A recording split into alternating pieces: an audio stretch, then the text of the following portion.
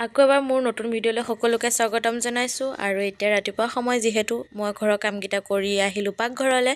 আৰু এতিয়া মই ভৰাই আছোঁ বৈয়ামত চিৰা, যিহেতু আমাৰ ঘৰত ৰাতিপুৱা সময় চিৰা জলপানে খোৱা হয়। আৰু পাপাই লৈ আহিছিলে আৰু সেয়া মই চিজিল কৰি ল'লোঁ।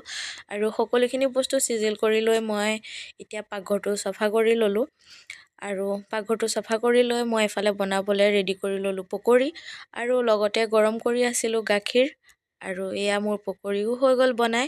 তাৰপাছতে মই চাহকাপ খাই ল'লোঁ আৰু ঘৰৰ ইটো সিটো কৰি থাকোঁতে দুপৰীয়া হ'ল। আৰু এয়া এতিয়া বনাই আছোঁ ভাত।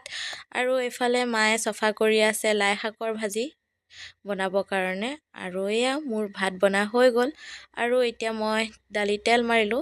ঘৰত মানুহ বেছি কাৰণে জুইতে বনোৱা হৈছে। তাৰপাছতে আহিলোঁ ৰুমলৈ, যিহেতু মোৰো নিজৰ কাম দুটামান আছিলে কৰিবলৈ, আৰু সেয়াও এতিয়া কৰিব ল'লোঁ।